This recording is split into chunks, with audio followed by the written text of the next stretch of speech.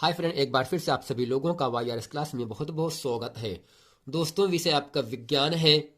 विज्ञान में set number 1 2020 824 NJ code में दोस्तों खंड का की प्रश्न नंबर 1 और प्रश्न नंबर 2 के जितने भी बहुविकल्पी और अतिरिक्त के महत्वपूर्ण प्रश्न थे वो मैंने इसके पहले के वीडियो में आप लोगों को अच्छे तरीके से पढ़ा दिया था। तो फ्रेंड, आज हम पढ़ेंगे खंड खा में जितने भी बहुविकल्पी और अतिरिक्त के महत्वपूर्ण प्रश्न हैं वो मैं इस वीडियो में अच्छे तरीके से आप लोगों को बताने वाला हूं। अब दोस्तों, प्रश्न नंबर 5 का आपके सामने यहाँ से कह रहा है खंड खा का एथिल एल्कोहल जिसका सूत्र होता है C2H5OH। एथिल एल्कोहल का IUPAC नाम है international union of pure applied chemistry. International union of pure applied chemistry ये होता है IUPAC का फुल फॉर्म। दोस्तों, जो एथिल एल्कोहल है इसका IUPAC नाम क्या होगा? ऑप्शन पहला है मेथेनल, दूसरा एथेनल, तीसरा एथेनॉल, चौथा है प्रोपेनॉल। तो दोस्तों, जिस यौगिक के अंत में OH लगा होगा, OH क्रियात्मक समूह लगा होगा, उसका जब हम IUPAC नाम बनाते हैं तो उसमें ऑल जोड़ दिया जाता है। तो दोस्तों, यहां से C2H कितना है? 2। एक कार्बन के लिए में 2 कार्बन के लिए एथ का उपयोग किया जाता है। तो दोस्तों, यहां से लास्ट में जोड़ेंगे ऑल, 2 कार्बन के लिए एथ, तो होगा यहां से एथेनॉल। तो दोस्तों, एथिल एल्कोहल का जो IUPAC नाम होता है वो आपका इन चारों ऑप्शन में ऑप्शन नंबर आपका तीसरा एथेनॉल होता है। प्रश्न नंबर ख है क्षारीय विलयन का pH होता है। ऑप्शन पहला है 0, दूसरा है 7, तीसरा है 7 से कम, चौथा है 7 से अधिक। तो दोस्तों, क्षारीय विलयन का जो pH मान होता है उसको आपको याद रखना है, वो 7 से अधिक होता है, जो कि ऑप्शन नंबर आपका चौथा सही है। प्रश्न नंबर दोस्तों ग आपके सामने कह रहा है श्याम श्वेत फोटोग्राफी में, श्याम श्वेत फोटोग्राफी में प्रयुक्त होती है। ऑप्शन पहला है दोस्तों यहां से AG silver, silver chloride, AgCl silver chloride, PB nitrate यानी लेड नाइट्रेट, जबकि तीसरा यहां से FeSO4 जिसे कहते हैं आयरन सल्फेट, चौथा यहां से है CaCO3 जिसे कहते हैं कैल्शियम कार्बोनेट।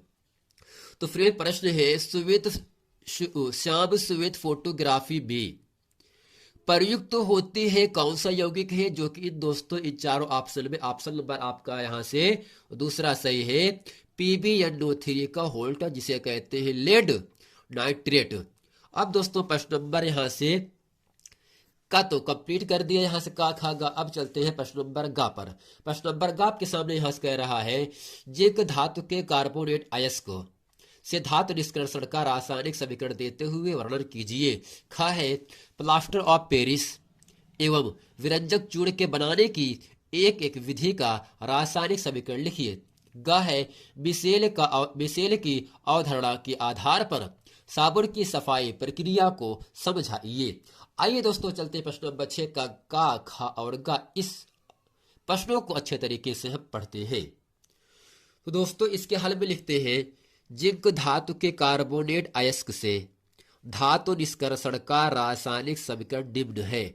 अब दोस्तों, जो आपका ZnCO3 है जिसे कहते हैं जिंक कार्बोनेट, जब दोस्तों जिंक कार्बोनेट को हम जब ये टूटता है तब ZnO जिसे कहते हैं जिंक ऑक्साइड प्लस CO2 अर्थात कार्बन डाइऑक्साइड में टूट जाता है। यानी दोस्तों, जो जिंक कार्बोनेट है जब इस पर क्रिया करता है तब यह जिंक ऑक्साइड और कार्बन डाइऑक्साइड में विघटित हो जाता है अर्थात टूट जाता है। दोस्तों, जब यहां से जो आपका जिंक ऑक्साइड है अर्थात ZnO है, इसकी क्रिया हम करा देंगे यहां से कार्बन से। तो जिंक ऑक्साइड क्रिया कार्बन से कराने पर जिंक अलग होता है और CO का मतलब कार्बन मोनोऑक्साइड, यानी दोस्तों जिंक ऑक्साइड की क्रिया कार्बन से कराने पर जिंक प्लस कार्बन मोनोऑक्साइड प्राप्त होता है। यही दोस्तों जिंक कार्बोनेट अयस्क से धातु निष्कर्षण का रासायनिक समीकरण, इसको अच्छे तरीके से आप लोगों को याद रख लेना है। अब दोस्तों, प्रश्न नंबर 6 का खा आपके सामने यहां से कह रहा है प्लास्टर ऑफ पेरिस एवं विरंजक चूर्ण के बनाने की एक एक विधि का रासायनिक समीकरण लिखिए। अब दोस्तों सबसे पहले हेडिंग करके यहां से लिखते हैं प्लास्टर ऑफ पेरिस के बनाने की विधि। इसमें लिखेंगे जिप्सम को 120 से 130 डिग्री सेंटीग्रेड पर गर्म करने से प्लास्टर ऑफ पेरिस प्राप्त होता है। यानी दोस्तों जिप्सम एक यौगिक है जिसको 120 डिग्री से 130 डिग्री तक गर्म करने पर, जब इसको गर्म कर देते हैं तब हमें प्लास्टर ऑफ पेरिस प्राप्त हो जाता है। अब दोस्तों जिप्सम का सूत्र होता है 2CaSO4 इंटू 2H2O।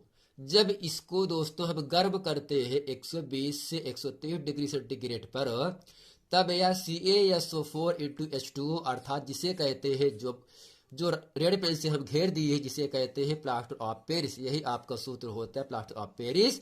यानी जिप्सम को 120 से 130 डिग्री सेंटीग्रेड पर गर्म करने पर यह प्लास्टर ऑफ पेरिस और जल में विघटित हो जाता है। अब दोस्तों इसके बाद आपका है विरंजक चूर्ण। क्या है दोस्तों? विरंजक चूर्ण। यानी दोस्तों हेडिंग करते हैं विरंजक चूर्ण बनाने की विधि।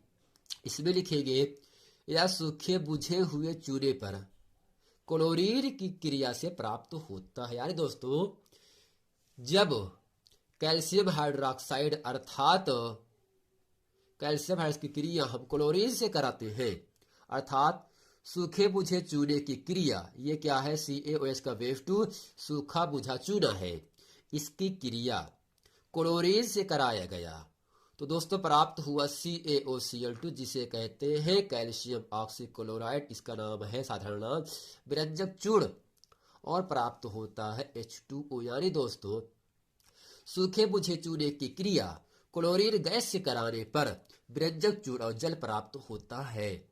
अब दोस्तों प्रश्न नंबर यहां से आपका 6 का गा आपके सामने यहां से कह रहा है मिशेल की अवधारणा के आधार पर साबुन की सफाई प्रक्रिया को समझाइए।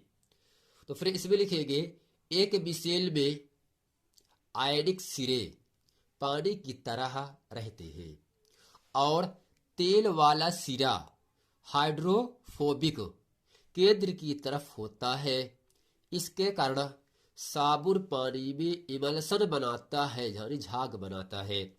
मैल और चिकनाई इमल्सन के साथ झाग के साथ बाहर निकल जाता है। जब दोस्तों आप कपड़ा धुलते हो तो आपका झाग प्राप्त होता है, इमल्सन प्राप्त होता है। इस तरह से साबुन से सफाई हो जाती है। यानी दोस्तों मिशेल में आयनिक सिरे पानी की तरह रहते हैं और तेल वाला सिरा केंद्र की तरफ होता है। इसके कारण साबुन पानी में, यानी जब साबुन को पानी में घोल देते हैं तो इमल्सन बनाता है, यानी झाग बना देता है। तो मैल और चिकनाई इमल्सन के साथ बाहर निकल जाता है। इस तरह से साबुन से सफाई हो जाती है। दोस्तों उम्मीद करते हैं इस वीडियो में प्रश्न नंबर 6 का खा गा अच्छे तरीके से आप लोग समझ गए होंगे। मिलते हैं फ्रेंड्स वीडियो में, तब तक के लिए थैंक यू।